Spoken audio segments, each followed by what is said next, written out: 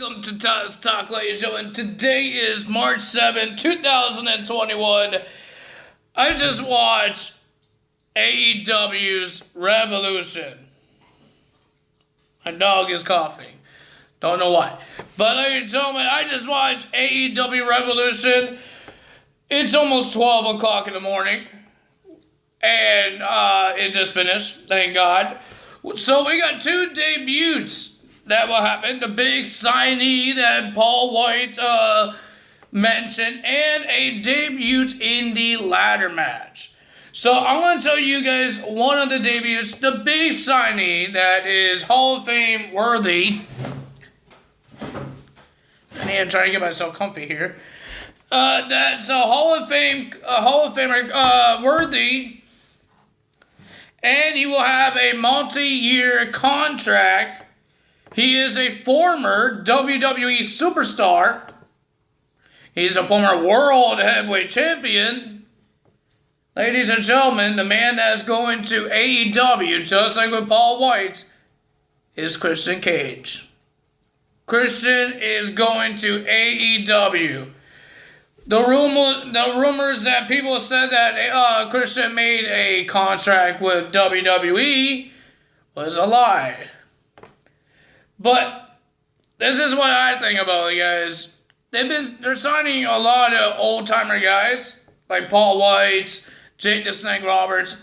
All of these guys are old, so they only have a couple of years left. They're not young.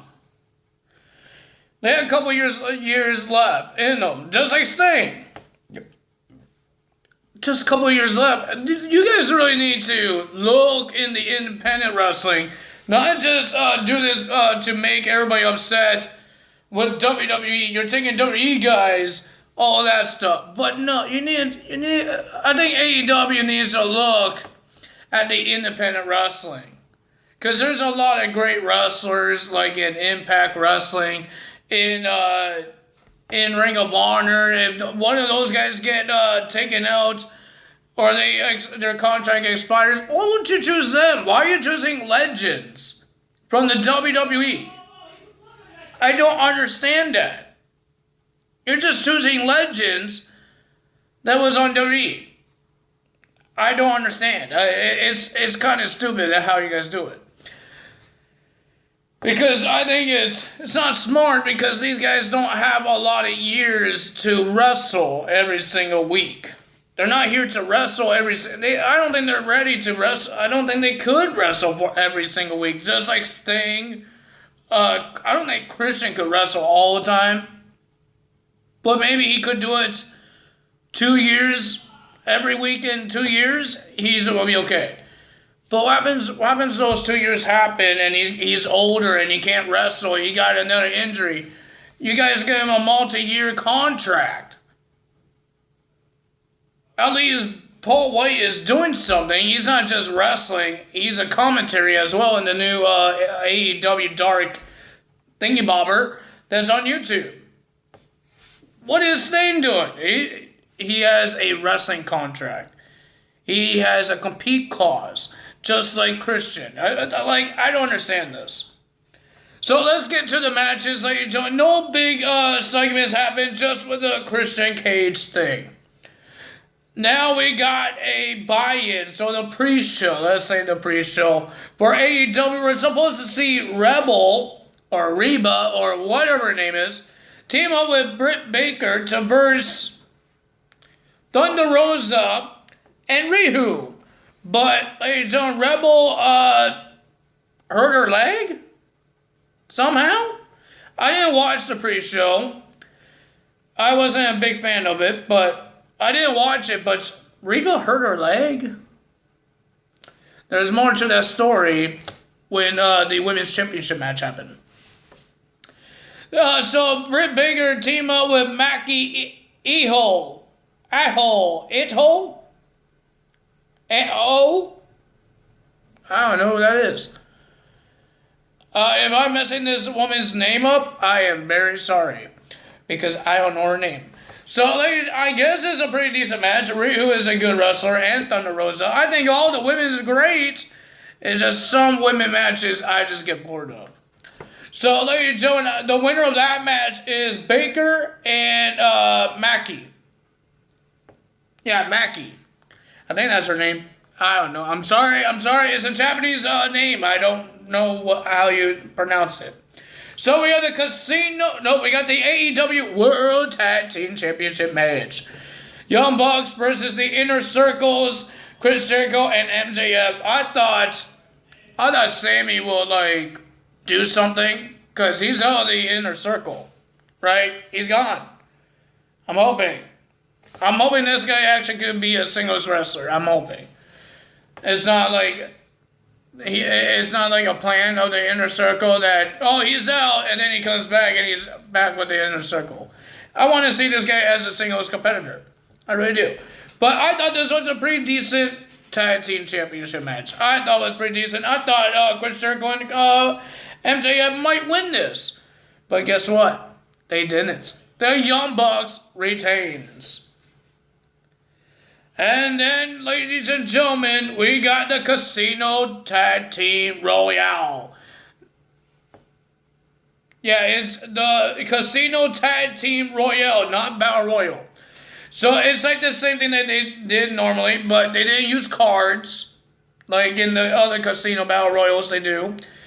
It's just every 90 seconds a tag team comes in. It's like the Royal Rumble, but it's for the tag team division. And it was a pretty decent match. I enjoyed this match. It was pretty good. The last person to be in this match was Rey Fenix and Jungle Boy. So I was wrong that Pac and Rey Fenix will be in this match. I was wrong. So they were in this match. I thought it was a pretty decent match. But the winner of that match was Rey Fenix. So that means Death Triangle will be going for the tag team titles. Pac and Rey Fenix. Sorry, Jungle Boy, you're always last in Battle Royals, but you can't win it. Then we had Shida defending her women's champion against Ryo. Oh my God, more Japanese names. I don't know who that is. I think you guys know who it is, but I can't say her name. I'm sorry. Singles match for the AEW Women's World Championship. It was a pretty decent match. Not bad, but the winner of that match, and still your champion, was Shida after a kick in the head and knocking out her opponent. I can't say her name, so I'm not going to try. And then, ladies and gentlemen, we got Nia Rose and Vicky Guerrero. Vicky Guerrero did the weakest kick I ever seen to Shida.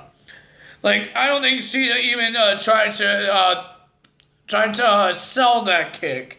That was the worst kick I ever seen. Nia Rose did a powerbomb, tried to do a powerbomb onto her opponent, and then Shida attacked her, and then here comes Britt Baker and her tag team partner from the buy-in comes out to attack Shida and her opponent, and then here comes Thunder Rosa.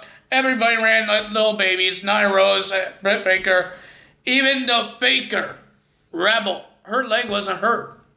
Because even the commentary says she forgot to limp. She was walking, and she said, I didn't use a crutch, I forgot. So she lied. Bad liars. I don't like liars. But ladies and gentlemen, Shida gets the win. Good job for her. Then we had Miro and Kip Sabian versus Chuck Taylor, and Orange Cassidy. I didn't really care for this match because they attack Chuck Taylor and Orange Cassidy, Miro, and whatever his other name is, Kip Sabian. They attack him before the match backstage, and Miro threw Chuck Taylor through a window. Well, his face only. And then they started the match with Miro throwing Chuck Taylor into the ring, and the match started like a 2-on-1 handicap. Nobody really cared about this match. I don't know why they didn't make it on Dynamite. Why a pay-per-view? This is a big pay-per-view, and you made a stupid match. Why? It could be on the buy-in. Why was it on the main card? It was a 7-minute match. Who wants to watch that? I don't. I don't know what I'm trying to say. Miro and Kip Sabian got the win. Then we had Hangman Adam Page versus Matt Hardy in a big money match.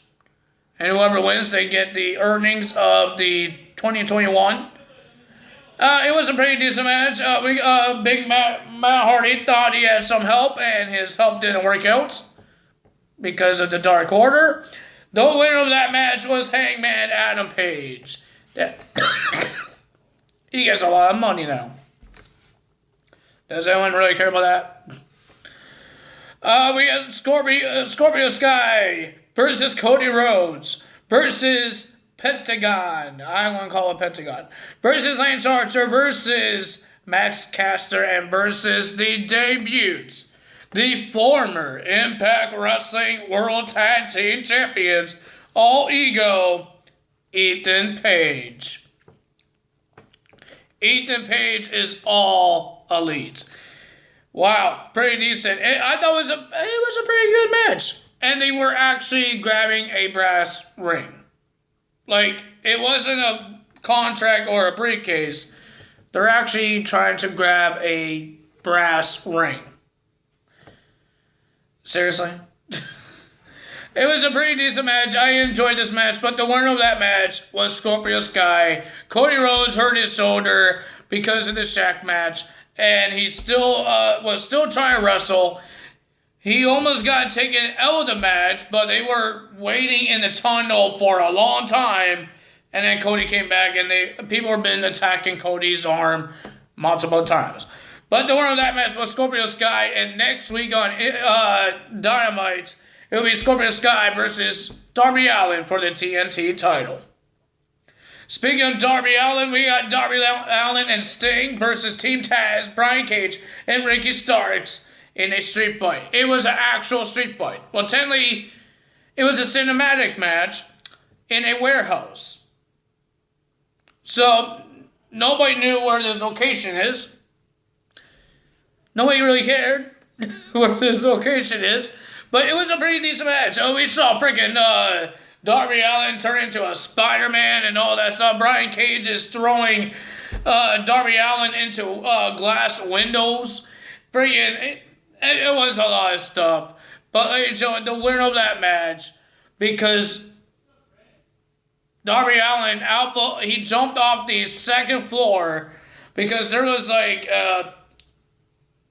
I don't know what you want to call it, like a balcony, but on both sides, you could just toss them off of it, but there was something like a bridge, and Sting put Brian Cage on top of it, and you just see Darby Allin on top of the second floor, and he did a diving elbow, and they both went through the bridge. Poor Darby Allin. But the winner of that match was Sting, and Darby Allin was Sting doing a depth drop, Scorpion depth drop onto Ricky Starks. And the match that people have been waiting for. The exploding barbed wire death match for the AEW's World Championship. We got Kenny Omega versus Jon Moxley. We got barbed wire everywhere. We got explosive everywhere. We've seen the explosive went crazy. We got barbed wire bats, barbed wire chairs, blood everywhere. Oh my God, it was crazy. But at the end, we got Luke Gallows and Carl Anderson helping Kenny Omega win the match. But they weren't done there. When Kenny won the match, they handcuffed Jon Moxley. The timer was still going off to explode every single C4. And they start beating him up, trying to kill some time, beat up Jon Moxley with weapons, making him more bleed. And then you hear the sirens.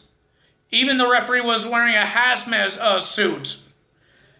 You hear the sirens. Everybody is trying to get away. Every single person that's near the ring crew, the superstars that's near the ring, that's watching the show, were moving back. And ladies and gentlemen, Eddie Kingston came out, tried to fight off Kenny Omega and... Why am I on Kenny Omega over there? Fighting Kenny Omega and Luke Gallows and Carl Anderson and trying to go into the ring, wake up Jon Moxley or trying to take the handcuffs off him. But it was too late. And then he just used his body to cover John Moxley's body, and the place went kaboom.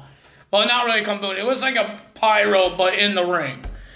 And ladies and gentlemen, at the end, we just saw doctors, referees, Jerry Lynn coming out to check on Eddie Kingston. Eddie Kingston wasn't moving, but John Moxley was kind of moving.